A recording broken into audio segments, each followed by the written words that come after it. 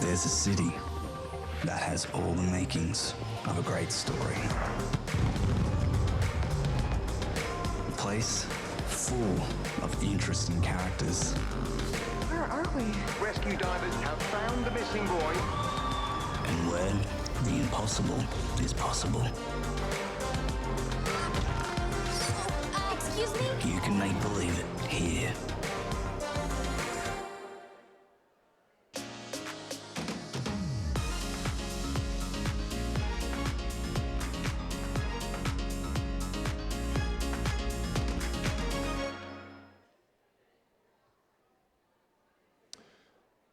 Right, hello everybody. Thank you for coming after your lunch. I'm Ian Lynch, Acting Head of Content of Industry and Initiatives at Screen Queensland. First of all, I'd like to acknowledge the traditional owners of the land on which we stand today, the Yugambeh people, and pass on that respect to elders past and present. I also extend that respect to all other First Nations people here today. Now, there's going to be pearls of wisdom aplenty, no pressure, in this session. Meet the Buyers Unscripted Part 1. The sequel, Meet the Buyers Unscripted Part 2, is at 4 p.m. with a new set of decision makers. I think the originals are better than the sequels, though, we'll see.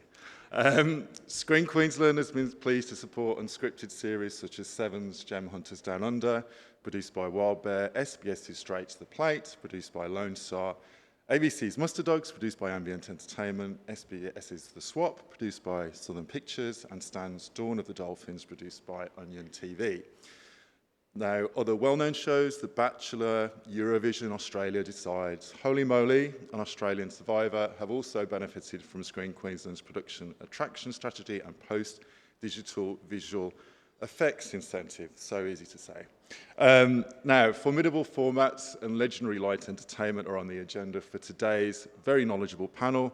The moderator is Kylie Washington here, BBC Studios ANZ's General Manager and Creative Director of Production. Kylie has worked with many, many well-known formats in her career and is responsible for BBC Studios' extensive format catalogue, as well as the creation of original content collaborating with Australia's creative talent, across both unscripted and scripted, but we're here to talk about unscripted today. Over to you, Kylie. Excellent, thank you so much. So before I begin, I'd also like to acknowledge the traditional owners of the land of which we stand and pay my respects to the elders past and present and extend that respect to any Aboriginal and Torres Strait Islands in the room. So welcome to Screen Forever, and in this session, Meet the Buyers, Unscripted 1. I would like to kick off by introducing our esteemed panel here. We have Rachel Millar, Head of Entertainment, ABC, Howard Myers, Head of Unscripted Originals, Foxtel Group, and Adrian Swift, Head of Content Production and Development at the Nine Network.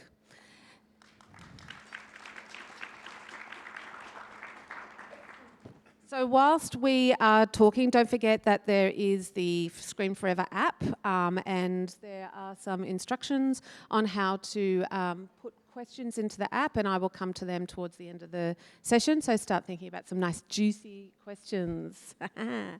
All right, let's kick off with a really easy one. What unscripted shows are doing well on your network and why do you think they're doing well? Rachel. Start with me. Well, I guess ABC, unscripted, I look after entertainment.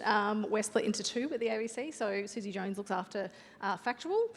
We do cross over, and I would say in my area, we're known for our Wednesday night lineup. Obviously, the entertainment shows that do very well for us are our legacy shows, so Gruen, Spicks and Specs, The Weekly, and they do well because they have done well for a very long time, and we love that they do.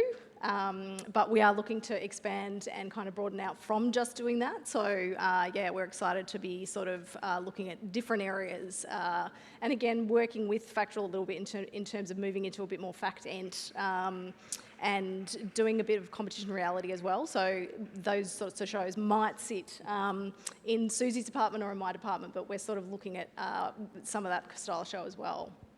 Watch out, maths. Can I just say I'm a bit distraught, Adrian, that I'm missing last night's episode, tonight's episode. We need to talk about Jack. I'll talk you through it tonight, blow by blow.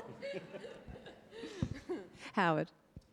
We've got a pretty broad church of unscripted. At one end, I have Great Australian Bake Off, and at the other end, so to speak, I've got F-Boy Island. So it's a very kind of big range, and all of those shows work, and they work for us because they speak to different parts of our audience. We have a very loyal lifestyle audience, especially on Foxtel, but more and more on Binge. We're looking at shows like F-Boy Island, across actually all the platforms. The Housewives, Real Housewives franchises, not just our local ones, but the ones we acquire internationally, do massively well for us. Gogglebox, obviously huge hit. Selling Houses Australia, first episode of the new season tonight. And a little clue, I almost bought the house that's featured on tonight's episode. I was literally this close. What else? F-Boy Island. Below Deck is obviously a great franchise for us. So it's a very big range, and they work for all sorts of different reasons, obviously. Great, Adrian. Well, I've got this little show called Maths, of which, look, for all the bad press we get, mostly in our own newspapers, I'm immensely proud. I think it's a beautifully, beautifully made bit of television by Tara McWilliams and her team at ESA, Endemol Shine Australia. But I think the interesting bit for the people in this room is it started as a little obs doc. It was developed by a company called Snowman in Denmark. Those people who gave you Lego and Ozempic also gave you Maths. Watch out for the Danes, they're clever. But it was developed in Denmark, and as I said, the original show in Denmark had an imam and a priest in it. So it has come from the very ideas that we're discussing at this conference, and it's obviously a massive hit for us, and it's a hit on so many levels. It's a hit on free-to-air, it's a hit on our AVOD platform 9 Now, it's a hit on social media. It kind of touches everyone everywhere, and it does what free-to-air desperately tries to do, even though our audiences are shrinking, which is have something that happens in one place at one time that everyone talks about. Just to give you a perspective on the carry that the show's had too, it was, I think 3 weeks ago now, I got a note from our London representative, Maths was the #1 non-UK produced show in the UK. So it gives you a sense of, and that's our show, to be clear. So everyone's talking about it in the UK as well. So I think it's something that, for all the drama that swirls around it, I think it's something we can be proud of.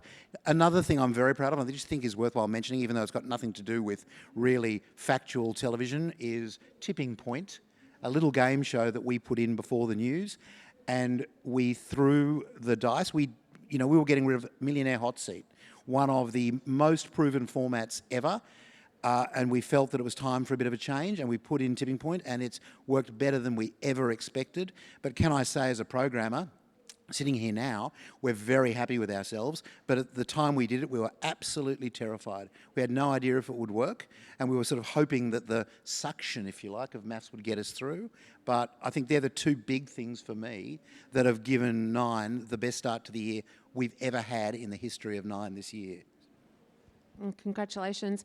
And it's good to see factual shows like Big Miracle, so it's, really had a halo effect. Big Miracles has been a fabulous performer for us. There is no doubt, I said it in an earlier panel, there is no doubt that our factual shows are performing better and better. Big Miracles did quite well its first season, and we stuck with it. And there's a third season coming, and it's one of the best made factual shows I think we've ever had on the network. It's moving, it speaks to our audience. Nine's audience is a 25-54 predominantly female audience, absolutely speaks to our audience. It's a difficult subject for any commercial broadcaster, people going through IVF. Try saying that to someone at a dinner party and see if they engage. But actually, we've had this massive audience come out of Maths. People get into it and they engage and they sit through the whole show. And so it's doing wonderful things for our share, but it's a beautifully made bit of pure factual television. So let's talk about audience, because if we're not talking about audience, then we're not making content in the way that we should. So it would be really great if you could each describe your audience and the shows that you're making specifically for that audience. Well, our audience, ABC audience, as probably most of you know, is traditionally a bit older. But entertainment, we actually skew relatively young. So where we would have a larger percentage of younger demo compared to other ABC shows. So we're really trying to grow that audience. And that's one of the reasons why we're sort of looking to commission things that maybe appeal to a broader co-viewing audience, something that the whole family can sit down and watch together, which a lot of our Wednesday night shows do, like Spicks and Specs is a show that's co-viewing. We're looking for things that kind of play in that space and more of that stuff. That's kind of what we're looking to commission to play to that audience, and also to a younger audience as well. We are playing a little bit in that space. We've got the Fresh Blood initiative as well, which obviously skews very young, and that's something that we're proud of. And I think we're at the ABC, we want to make sure that we're keeping that in the roster. It's maybe not a huge part of our budget and what we commit money to, but it is very important to us as well to make sure that we're servicing that emerging talent as well. Well, on Binge, especially, which I'm certainly focused a lot on at the moment. Again, it's a reasonably broad audience. It's pretty female-focused at the moment, so that might lead us to make some other kinds of shows. We've been leaning quite heavily into female-focused reality in terms of locals for a while. But really, what shows do we want to make for them? We want to make shows that people feel the content is worth paying for, because we're a subscription service. We want people to come in and feel it's worth paying their number of dollars to subscribe and stay with us. And we want people to stay. On Binge, you're not taking a 12-month contract out, so we have to find content that's going to keep them, compel them, watch more of the episodes, and actually be huge advocates for the shows. And if they're advocates for the shows, they're going to be advocates for the platforms as well. So talkability is a really big part of that. I think for us, we're free, by the way, just very free. So are we. Good. Thank you, Rachel. Good. Yep. But we've got content worth paying for. We've got content worth advertising in. Anyway, this could go on all night. We're very focused on broad audience. And I guess the thing to say to you guys is everything we commission is broad. Lego Masters we commissioned because we wanted a broad family round the TV audience. Maths works really well for us because it works on BVOD on 9 Now, and it works on overnights. We're very focused on things that work in both platforms. For instance, Big Miracles was much better on BVOD before it really took off on free-to-air. But our focus is on both those platforms. Obviously, the audiences on 9 Now tend to be a bit younger, but our focus is on big, broad shows, ideally shows that have a bit of a purpose. So with maths, what we do try and do is we try and surface those big things that beset all relationships. So it might be gaslighting, it might be slut shaming, it might be any of those things. And we do try and lean into the issues of that show. Lego Masters is just about creativity, just about letting your mind run free. Set a task, see what you come up with, watch really clever people rise to it, and let Hamish be funny in the middle. It's a very clear commission for us. We co-developed with ESA a show called The Summit, which is an adventure show, probably in the style of Survivor, I guess, because we haven't had a show like that. But that was all about sort of the triumph of the human spirit. We've had one, we've just produced our second season, which will go to air soon. We're very proud of that. But that sort of leans into shows that are about, so not like Traitors, I guess, which is about sort of cunning and plotting against people, but about triumphing against adversity. And of course, then there's The Block. And I guess the reason why we think The Block is, important, quite apart from the fact that it rates hugely, is it sets design styles and trends all around the country for the next 2 years. Pick up a Bell, and there's half The Block stuff in there. It's certainly on Domain. It's all in there. So I guess we're trying to do those big things that get Australians talking about something in one place at one time, which is kind of what differentiates us from our cousins at Stan, the other streamers, and Binge. Yeah, I think audience patterns and behaviours are constantly intriguing and constantly evolving. I love the surprises that sometimes you get. We do 1% Club for Channel 7, and we were so surprised, like it was just such a beautiful thing to see a slightly younger demo come to that show. I mean, who knew the power of Jim Jeffries bringing in that? I mean, we'd love to say we do, but like I just love that surprise sometimes that you get when you think you're doing something and then you just get this nice little like bump and you're like, oh. And then with just shows like Dancing with the Stars, slightly older audience, and it's like, well, what do they want to watch? Is that counter programming to a maths played on Sunday night? I'm really interested to hear from you with this landscape that is constantly changing and our patterns and our routines and how we're consuming TV. What kind of trends are you seeing with audience? What kind of patterns or change of behaviour? It's a good question. I think again, when you look at the way audiences consume and interact and engage with content, especially on a platform like Binge, it's much bigger than just the show itself. So if we're super serving a reality audience with F-Boy Island and Real Housewives and Billion Dollar Playground, our new show, and our acquisitions like Below Deck and so on, then that's bringing one set of audience in. But we want that to be able to flow into other shows as well. So what is the adjacent programming that's going to bring that audience across? We don't have the luxury on Binge of having, luxury or not, of having a linear schedule. That's going to, we don't have a maths that then can lead into something else, so we can't try something new. So how we engage people is super important, and how they're engaged outside of the platform itself is super important. And again, it just goes back to being advocates of the show, of talking about it on social media and all of those things. And it's very similar to the way people are engaging with maths. But we have an environment which is different from a free-to-air environment, from that choice when you're scrolling through the carousel of what you're going to want to choose next. All of those things, the PR, the advertising, the press, the massive posters, to get people to kind of sample the show in the first place is hugely important and expensive. And that's tricky for us because we don't have huge marketing budgets. So we do rely on our linear schedule, obviously, and that pull-through that you get on a Wednesday night. But again, it's interesting, I think, for younger audiences, again, with the entertainment content, so much of our stuff it goes crazy on social media, but then it's how do we drag them, get them back to iView? And that's a real challenge that we're facing now, is the older audience are there on linear and the younger audience are there on socials, but how do we get that audience back to iView? And it's a challenge that we haven't figured out the answer to yet. I guess if we're seeing anything, we're seeing, and I don't know if it's structural yet, but we are seeing a bit of a flow back into free-to-air. That might be a cost of living thing. It might be people dropping their subscriptions, but it's quite surprised us over the last 7 months. Actually, on a lot of our shows, the number of people watching has gone up. Not share or anything like that, not reach. The number of people watching the shows, measured by our good friends at OzTam, has gone up. So that's changed things a little bit for us. I think it had that sort of long, slow glide path of free-to-air continued at the rate it was, I think we would have rejigged the amount of money we're spending, particularly in entertainment.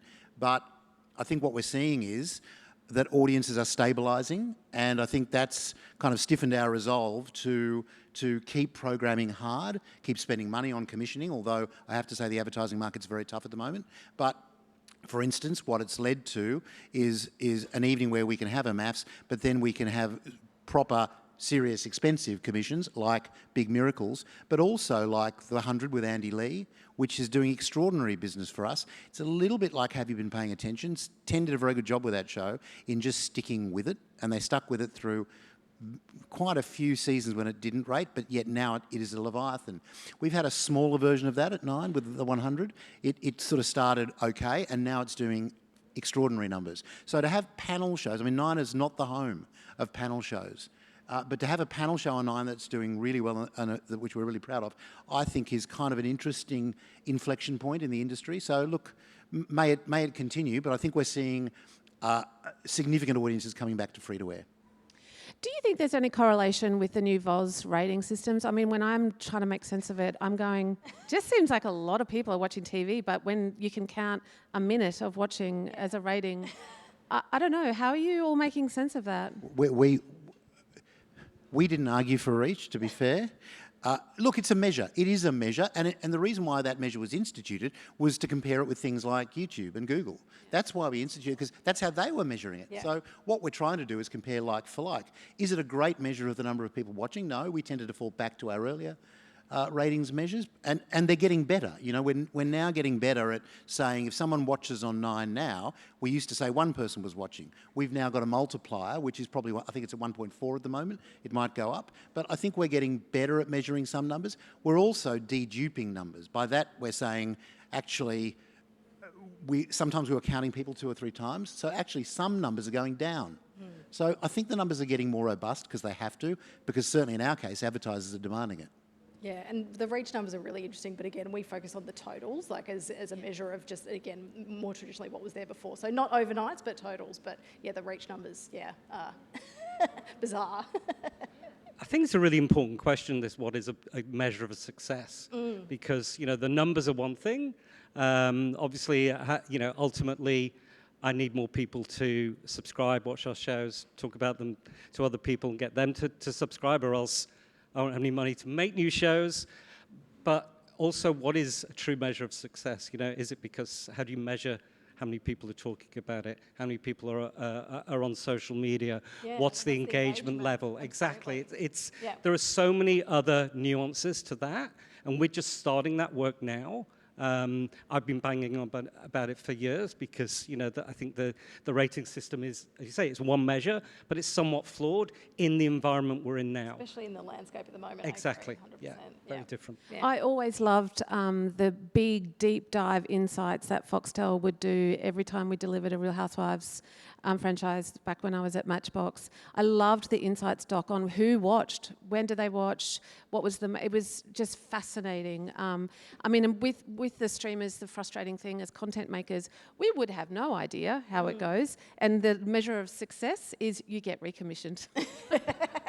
Yep.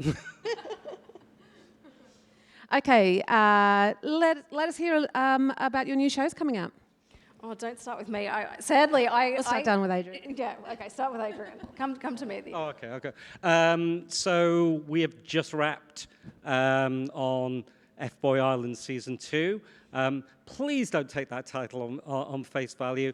Please watch the show. It's a great show. It is a great show. It's a great show. And I have to say, this season especially, is very nuanced. We cover a lot of the same ground that Maths covers.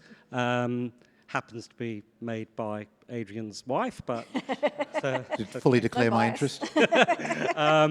but it's very nuanced, and we cover some really interesting relationship issues that I think is going to get the country talking. So sort of come in for one thing, grab people because it's entertaining and outrageous and silly and a comedy, but there's a lot of really interesting conversation that will happen around it. We're making that. Gold Box obviously is on air at the moment. Selling Houses just started production this week for the next season. What else are we making? We've got a brand-funded lifestyle show. And the thing I'm probably most excited about, we're just kind of wrapping up the final bits of filming on $1 Billion Playground. Now, $1 Billion Playground, brought to us by Bennett Ronde, is brand new IP, paper format, and it's something we haven't done for a while. And you know, as an ex-producer myself, still a producer really, you know, I'm a big champion of trying to do more local, original formats from paper and sizzles and get them across the line, rather than constantly reinventing international formats, which do great business for us, are fantastic, and just like you did with Maths, sort of when you make it. I used to run international formats for ABC, Disney over in the US, and that change from how it's made locally to in one place to another, it's hugely important. You make it work for the local audience and make it different enough, but keep the essence of the format. Very, very important. But what I'm really excited about is brand new ideas. So $1 Billion Playground is going to be fantastic. Yeah, well said, Howard. I reckon one of the big sea changes in Australian television is we're commissioning off paper. So we commissioned The Summit off paper. It's now been picked up in the US, in Norway, and several other territories. Completely Australian invention. We share the IP with ESA. We're very proud of that show. Parental guidance has been picked up in 11, again an internal format, picked up in 11 countries around the world, again off paper. So they're very exciting. Look, the big thing for us, I'll be completely honest, is the Olympics. Mostly because we spend so much money on it, but the Olympics. I think it'll be a really interesting thing in as much as that we've got the coalition of Nine and Stan. We'll have hundreds of channels in hundreds of different sports. And I'd have you commentate on anything, Magda. But what we'll be able to do is we will be able to have a breakdance channel. We will be able to have a skateboarding channel. So for the first time, I think what we can really do in broadcast television is you've got the big Barker channel that's 9 where the big things are, but then we can feature everything else across our channels on 9, BVOD on 9 Now, fast channels on 9 Now, and multiple channels on Stan. So that's a very exciting opportunity for us. For you guys, I think the other thing that's really interesting, we've just commissioned, it's been announced, but we've got a new kind of science-based show called Do You Want to Live Forever? It's about longevity. And I think that's kind of interesting because I think that's a significant budget, seriously investigative piece on the kind of longevity craze that's taking over the world. And what I've found really interesting about that project is that we started it thinking, well, this is kind of interesting. We've got Dr. Nick Coatsworth, who many of you will know sort of came out of COVID as the bright, shining face of medical advice around COVID, and Tracy Grimshaw, one of the greatest journalists in the country, investigating it. That thing has opened like a flower. The interesting stuff that has come out of that 4-part documentary will be fascinating. So we've got everything from maths to science documentaries to breakdancing. So it's a big year coming. And the only reason I said don't start with me is I can't tell you about too much at the moment. It's really frustrating. But we do have some really exciting things coming up as well. We've been doing paper formats for a long time too, by the way, Adrian. That's what we do at the ABC. So we were ahead of the curve there. Well, no, it's a balance. It's a balance. It is changing, but it's a balance because we do still, very supportive of original ideas and paper formats as well. The one I can sort of tell you a little bit about is that it has been announced we've got a new series with Sean McAuliffe, who is obviously, core ABC audience fan, and I think that's going to do really well with our traditional audience, but Sean also always really does well with the younger audience as well. It is traditional entertainment. It's not new satire. So we're really excited to have Sean back doing something that's sort of pure fun. And there is another show we've got starting later in the year around the same time as Sean that I can't tell you about, but it's a pre-existing format, but I'm super excited about it. It's a studio format. It's comedians. That one I'm really excited about. And then we are doing a lot of development in the competition reality space. So just having a look at what works there and finding the balance of, looking at pre-existing formats, looking at some paper formats there as well, finding the thing that is going to be the right fit for the ABC.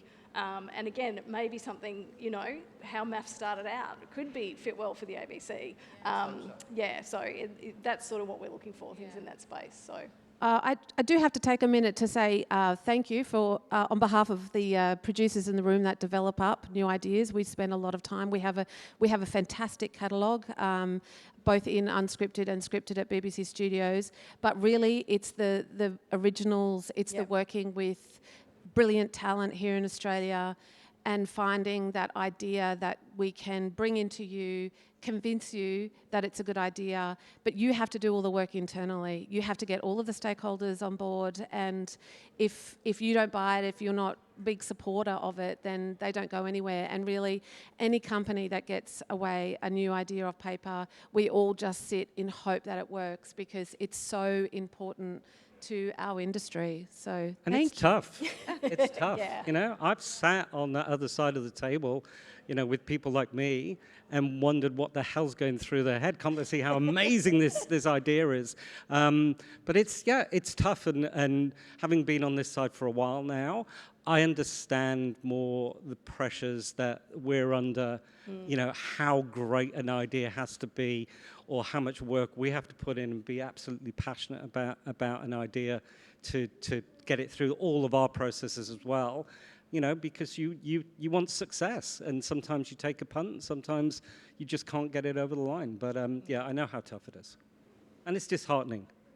But hopefully we'll get a few more away. Great. So let's start looking at any new trends that you're seeing emerge in the unscripted space right now. You know, especially when we look over into the UK colleagues, they're doing it really tough right now. Really high unemployment rates in the unscripted area, and you know, we kind of 12,000 miles down here looking up, going, what does this mean for us? Interested to know your thoughts. Where is it going? Look, I guess the biggest trend that we've seen is Traitors. It's one show, and I think it's really revolutionised what's happened in the UK. We had an Australian version, which I thought was very well made. It didn't do very well. 10 had 2 goes at it and never really rated here. But it's the massive trend in Europe and the UK. It really is massive all over Europe as well. There's a fundamental problem with that, though. I actually don't think those shows ever work here. With the possible exception of Survivor, Australians have never really taken to shows of deceit and betrayal. It's not what we do. We like to paint walls and put flower pots in and occasionally disappoint our spouses. But so many Australian shows, from Idol to The Voice to Maths to The Block, are about tangible things where Australians achieve things, often against odds. They're all 3-act plays in their own way. I don't think we like those shows of betrayal and conniving and betraying our fellow contestants. The problem with that is it's all I'm getting pitched. All I'm getting pitched are versions of the Traitors, which is difficult because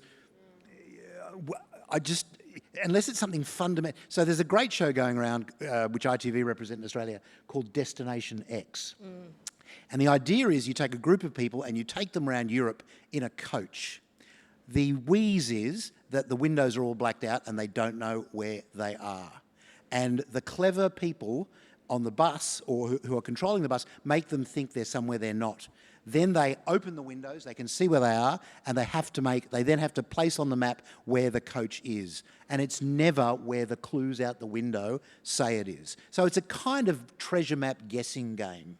That might be the future of these things, but if one more person pitches me a show about betraying the contestant sitting next to him who's really a dog or a vampire or a moose or something, I'm going to scream. Why do you think Survivor works here and the Traitors doesn't? Because they are similar, but... Survivor struggled to work here for a long time. Yeah. I think Survivor worked in a lot of ways because the tape started to take off here, because Foxtel and various other people made the tape work. Also, I do think that a lot of it is about physical endurance, doing things, achieving things. Yeah. It's not pure deception. It's not just deception. That tends to, tribal councils tend to be that, but the rest of it is about doing, achieving. Can you hold on longer than the person next to you? Also, the other thing I'd say about Survivor on Channel 10 is it's a beautifully made show. Yeah. And Australians should be very proud of that. I think it's at least as good as the US show, and it's another example of what Australians do really well, which is, dare I say these words, competition reality. Yeah.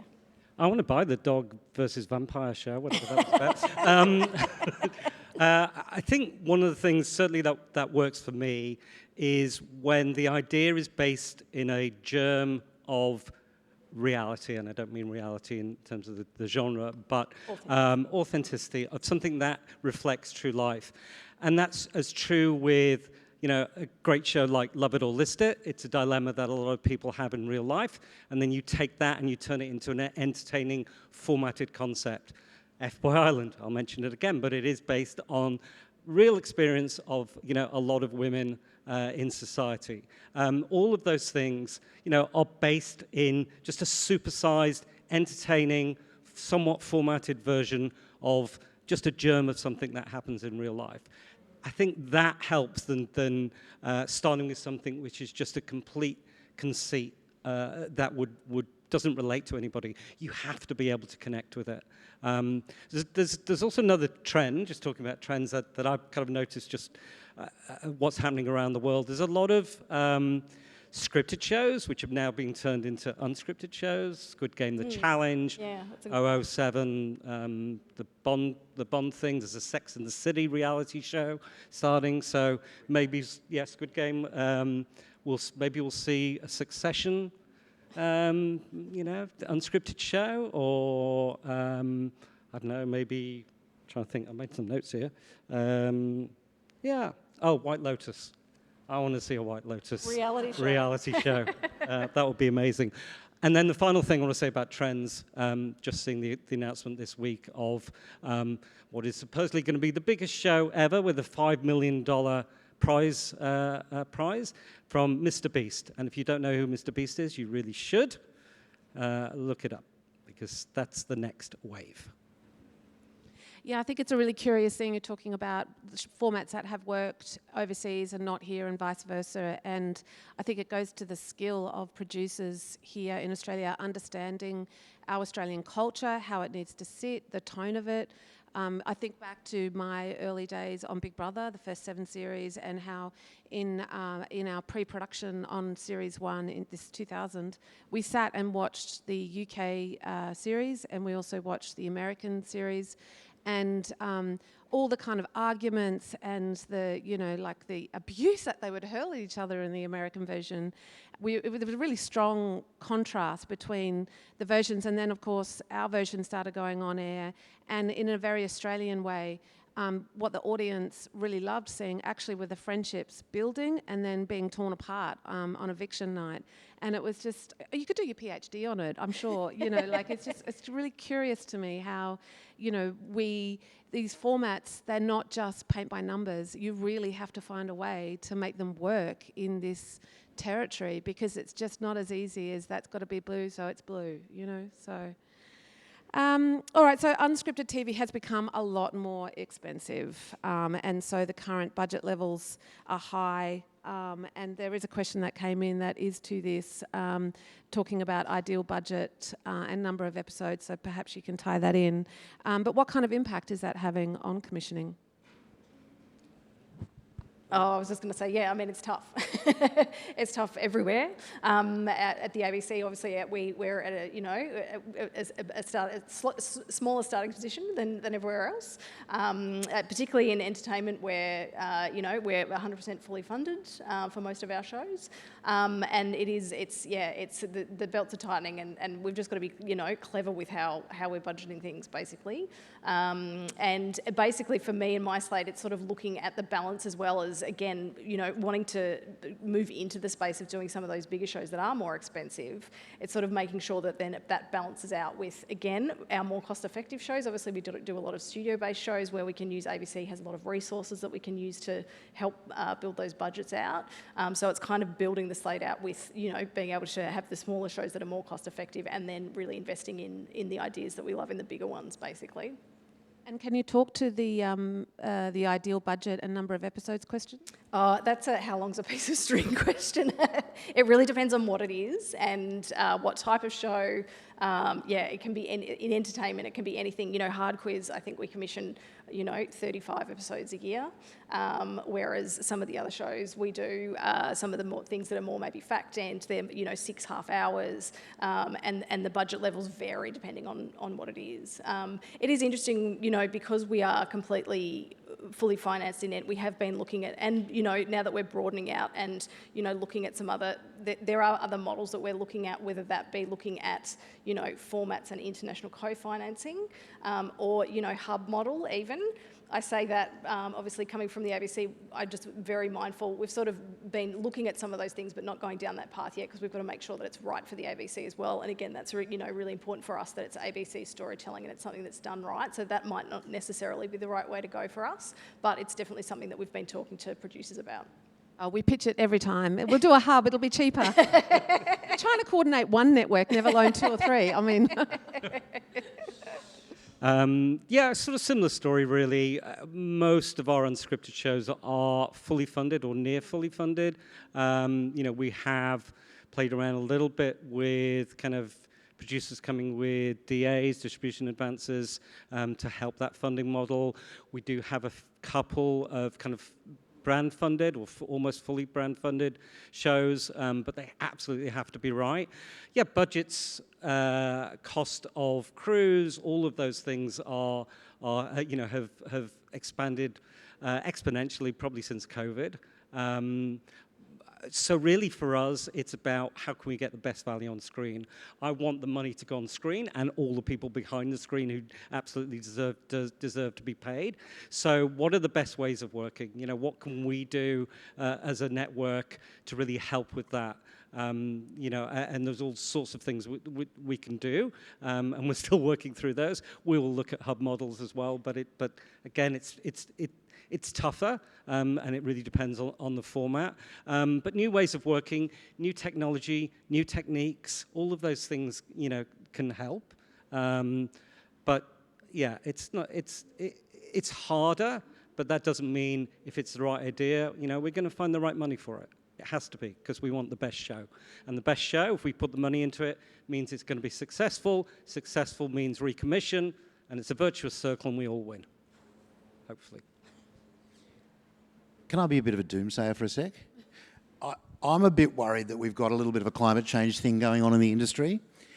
The amount of money I've got to spend on shows is getting less and less, and shows are becoming more and more expensive. And it's getting to an inflection point where something's going to have to give. The reality is that billions of dollars have flowed out of the industry, not to streamers, ad-funded streamers, not because of the fragmentation of eyeballs, but to Google and Facebook. They have just sucked millions, not millions, billions of dollars out of the industry. Plus, we're in a cyclical advertising decline. And there's got to be a point at which the tide turns. The reason why we've got probably almost 100 hours of factual online at the moment is it's really cost effective. I guess that's the good news part of this little riff. It's very cost effective, and I think unlike you guys, I'll look at anything. So we've got a windowed show that is co-commissioned with Nat Geo. I've got semi-brand funded shows where the brand funding is completely invisible is the wrong word, but where it's very buried in the editorial. I've got things that have got brilliant DAs all around the world. The other thing that is worthwhile saying, and you've heard it probably on a couple of panels, I reckon 70% of the shows come to me with some sort of distribution agreement attached, which lessens the cost to me, to us, to Nine. But look, factual does need to be tightly budgeted, but look good on screen, to your point, very well made, Howard. We're still only commissioning the right shows, but the reality is it's got to sit in a certain cost band, which I'm not going to discuss here. We can discuss individually if you'd like to talk about it at some later point. But factual, I think, is cost effective. Australian factual is really easy to distribute all around the world because we make great factual shows here. And I think certainly for us free-to-air types, factual works in our schedule wherever we put it, and we love it more than ever in 2024. I think that there's something also that's worth remembering about cost. And you know, you're talking about number of episodes, which also kind of links to this. It is not just the production cost. It is not just a budget that I have to look at. You know, I have to work with colleagues in the business for a business case that includes the cost of our, you know, advertising, of our press and promotion, of promos, of all of that resource and cost. And that is limited. It's just, you know, just in the way the production budgets are limited. And so I need to convince the business, if I'm passionate about a project, that we can also spend all of that money. Because again, especially on binge, there's no point, we don't have a linear schedule, so there's no point in just making a show that we all absolutely love and is amazing, and just plonking it there and hoping an audience will find it. We have to promote the hell out of it. So that has a cost to it. So, you know, number of episodes, we're probably not going to make something which is 2 45 minutes or 2 1 hours. It's harder to get that away because it doesn't have as much real estate and impact. And if we're going to put up huge posters at the airport and all around, you know, exactly, it's kind of, you know, it's got to make commercial sense as well. So to your point, Adrian, about coming with a finance plan that has some distribution, you know, funds sitting in there helping the commission, should Australian producers be pitching ideas with more global appeal? I do think, so I guess we're a hard commercial broadcaster. So, you know, our metrics are how many people are watching, how many Hondas are we selling, you know, it's, so the things that we tend to lean into are the blue lights, the RBTs, emergency, paramedics.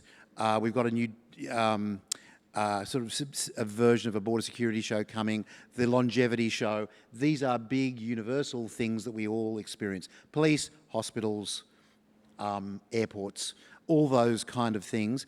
They're very easy to sell overseas. So actually, I guess what I'm saying is you don't need to fundamentally change the editorial to suit an overseas market. By its very nature, it does work in those territories. So no, the bottom line is I don't think I'm fundamentally compromising editorial at my end for an overseas customer that I'll never meet, for the Lithuanian market. 100%. Look, everybody wants international success for their shows, international recognition, and hopefully some revenue share of that as well. Again, we all win. But if your starting point is thinking of an international market in Unscripted, you're probably going down the wrong path. It's got to work locally. It's got to work for the local audience. It's got to have an Australian cultural resonance and flavour and participants and contributors. Because it has to work here first. If it's not going to work here, I used to be, used to sell formats around the world, and if you can't show, hey, it worked even in Lithuania. If it worked in Lithuania, hey, it could be a good show for us. If it works in Australia, even better. So let's make shows first and foremost for us to work locally, and then if we get international success, like Colin for accounts in Scripted, which we mention a lot, that's amazing. It's an added bonus, not the prime concern. And can I just say in Scripted, though, it's the opposite of what I just said.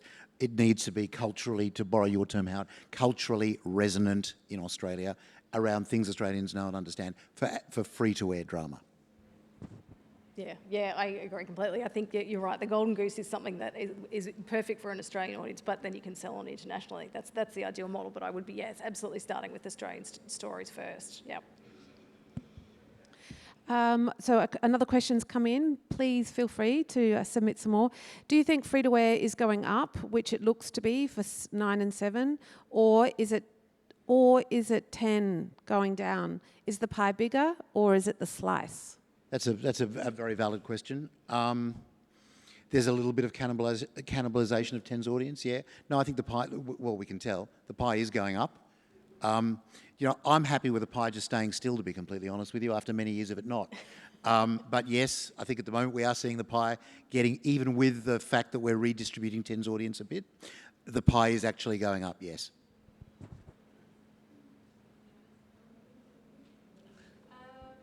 Are there any big changes that you've seen recently that are influencing key decisions? I think we are we're looking into every way that we spend money, and that creates a bit more process and longer lead times. And so that means, if somebody brings in the best idea, I can't commission it, I can't make it happen next week or next month. So I have to be looking a little further ahead now. That's definitely influencing what shows we're making, how fleet of foot we can be. The competitive landscape is just growing and growing and growing, and it's making it, more competitive for us. And that actually means, the shows that we're making have to be even more standout. Still good value for money, but absolutely best in class and right for our audience. So probably those things, competitive landscape, and just a bit longer lead times now. And I think for us, probably the biggest change that's come in the last little while is, obviously, again, we're really focused on iView at the moment, so getting that audience. Obviously, we want broad audiences that, a bit like Adrian was saying for Nine at the beginning, we want both linear audience and streaming audience, but we're really focused on iView. So certainly in the entertainment space, we're commissioning things that, I would love. I want shows that are bingeable. I want something that's bingeable, which again, a lot of our entertainment content is fabulous, but if it's topical, then you're not going to be watching it in 3 months' time. So ABC is always going to do news satire, but we're not going to do lots of those. We've got plenty of those on air at the moment, so we want stuff that's going to be evergreen and that is bingeable. And again, the ultimate thing would be something that someone will want to sit down and binge all of at once. And we don't have that in entertainment yet, so pitch it to me, please. At the risk of being misquoted, David, I'm going to talk about AI for a second.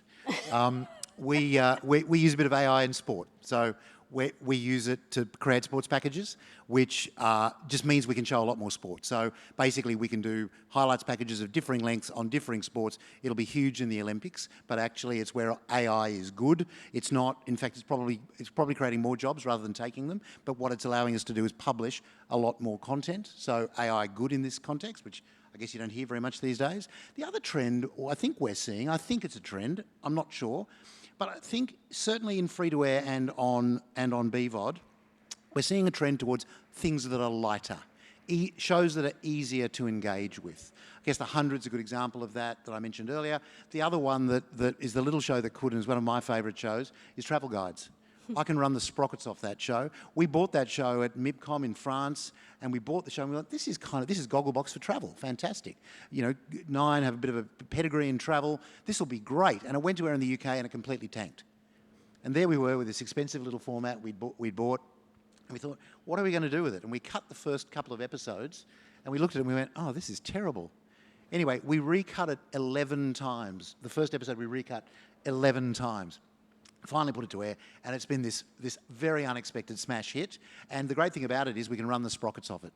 MAFS gets one run and a repeat, and people look at it on AVOD and on social and everywhere else, but they tend to engage with it as it happens. The perfect free-to-air vehicle, people talk about it in one place at one time. Travel Guides I can run and run and run and run, and actually for $1 per item of audience, it's one of our most successful shows. And I think they're the kind of shows that you're going to see more and more on free-to-air, and then the morally ambiguous complex dramas will find their place on the streamers.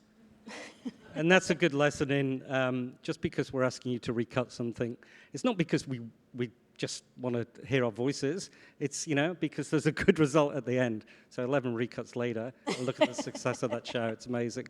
And probably the other big change for me as well is this moving from the linear environment to the streaming environment on binge. When you're making the shows, it's actually, there's a nuanced difference between just a free-to-air with ad breaks and a streamer when you're watching it just in one go, and how we want to bring people into the next episode and so on. So we talk about that a lot with our producers, especially when we get into post. I'm going to steal my wife's phrase. She calls it companion planting with shows where it's the heavier drama, and then you're going, have I got it right, Sophia? Basil with the tomatoes, great. Where you're going from the heavy drama, and then you just want something to break it up before you're going into the next series, and it's important to have that diversity, I guess. What kind of shows are you currently looking for? What gaps do you need to fill? I think I've already talked about competition. Yes, evergreen. Yeah, evergreen. Yeah, absolutely. And obviously I've mentioned a lot about competition reality as well. I would love I know this question's coming up, so I don't want to spoil my answer to it, but something in the comedy competition space as well. I feel like there's a couple of shows out there in the international and local markets there that I think are really great, and and again, they are shows that work really well on non-linear. So I feel like something in that space would be, I'd love to, something along those lines, like a Taskmaster, that kind of show. I'm not going to be too prescriptive. Pretty open to hearing things.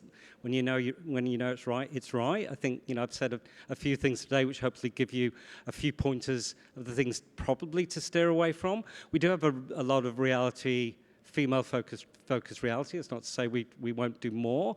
So probably I might need a little bit of more male skew, not fully male skew. Co-viewing might help on that. I think for me the most important thing is to come in with a pitch, when you know your audience, when you love your idea, when you're passionate about it, when it's got purpose. I think that's really important. If you're passionate about it, then I'm going to get passionate about it. But in terms of what the genre is, hopefully somebody will walk in with the next big thing. Look, for me, I think it's, I don't want to be too waffly, but it's shows driven by an idea. Big Brother was a show that had an idea behind it. MAFS is the great example of that. Can science, in inverted commas, do better than eyes meeting across a bar or swiping right? I love shows that put people in a situation and then see how they behave. Alone's a very good example of that too on SBS. So shows that have a big idea behind them, I'm going to put real people, or maybe celebrities. I'm a Celebrity, Get Me Out of Here is a show driven by an idea. Actually, a great example, Howard's show, F-Boy Island. It's a show driven by an idea. I love shows that have a social context or test a social set of circumstances through the medium of reality. So they're the kind of things that we're looking at. Look, access is always good, celebrity is always good, but if you can come to me with an idea, that's what I think is intriguing. And that idea might change through the development process. You know, we want to be very collaborative. I think we're all probably on the same page with that. Is, you know, if you come in with an idea and my heart sinks when somebody comes in with 26 pages fully developed. You know, I want a paragraph, an idea, you know, a couple of pages, so a thought starter that we can work on together to develop that idea into a show that's going to work really well for our audience. Oh, I really love this question. How much do each of you know what each other is up to? Well, he knows. Grapevine.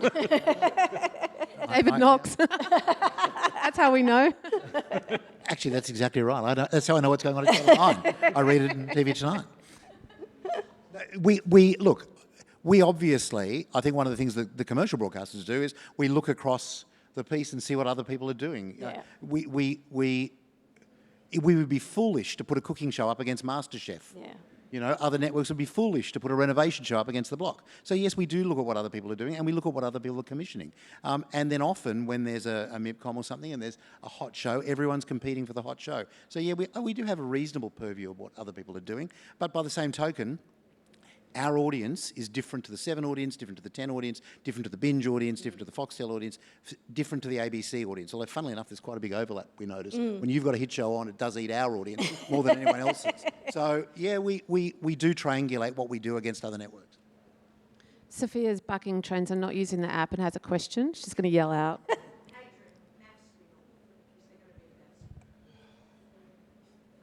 So me telling you what's going on 3 episodes ahead isn't enough for you? No. Look, we've talked about it and we think about it, but I guess one of the things you've got to be really careful of in commercial television is you have a goose that lays golden eggs. Yeah. Can I have 2 geese that lay golden eggs? You probably will end up with a goose cut in half and a dead goose that doesn't lay anything. I do worry that every time we've tried to do spin-offs or even 2 shows of something in a year, it's utterly diminished the show. So my response to that is maybe, but probably not.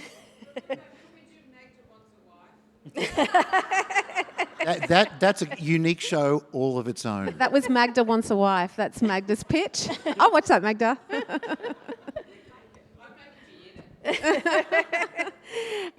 Okay, we've got 3.5 minutes, so a minute each. How do you like producers to approach and pitch to you? And timeframes? Yeah, timeframes. We have a welcome to come to anyone in our department directly, but also we have an independent producers website where you can see exactly what our brief is, what we're after. All the information is on there, and you can apply via the portal there as well. So, and yeah, timeframes. Basically, it's a small team in ABC Entertainment. There's not many of us, so and we're all working across various projects. So usually it takes us minimum of sort of 6 weeks to get back to you, probably. And then yeah, it's sort of it's not a fast process as development is not anywhere. Email me a paragraph, howard.myers@foxtel.com.au. I don't mind. I've got a full inbox anyway. But that does mean, it takes a little while for me to get back to you. If it's something I recognise straight away that's not going to be right for one of our platforms, then I'll try and give you a quick no, second best answer. But I will, as much as I can, come back with either I'm interested and this is why, come in for a meeting, send me more information or a sizzle, or if I'm not interested, I will try and give you as much of a reason why as possible. Again, I've sat on that side of the room, and I think it's really important so you know, and you can hone what it is that you're trying to pitch to us. And most importantly, take the other network's name off your pitch document before you send it to us. Yes. What Howard said, but change the email to aswift@9.com.au. Wow, good on you. Email addresses. I'm not that brave. I have people. And time frame, Adrian, when do you get back to people? Slowly, very slowly. Look, as Howard said it very elegantly. Some things, if I can get back to you quickly, I will. If it's something that's interesting, there are 3 states at 9. There's we're very interested, there's we're not interested, and then there's the endless purgatory of we might be interested. Yeah. Most things sit in that endless purgatory. And the reason people hassle me, are you interested? I always say, look, if you want to take it somewhere else, that's fine. And if you get it away somewhere else, that's fine. But if I were you, I would leave it in this place because inevitably, today, this week, this Tuesday afternoon, it's not right, but it might be right in 2 weeks' time because we change our programming parameters every morning at 9:01 when they take our rectal temperature with the ratings. And we just move ever so slightly. Every morning we get the ratings, and your idea might suddenly come into frame, and it's better that it's sitting there endlessly bubbling away than you just said, well, if you don't want it, I'm taking it. You might as well take the chance. That's right. We are perfectly out of time. Adrian, Howard, Rachel, thank you so much. And everyone, enjoy the rest of your Screen Forever. Thanks, Kylie.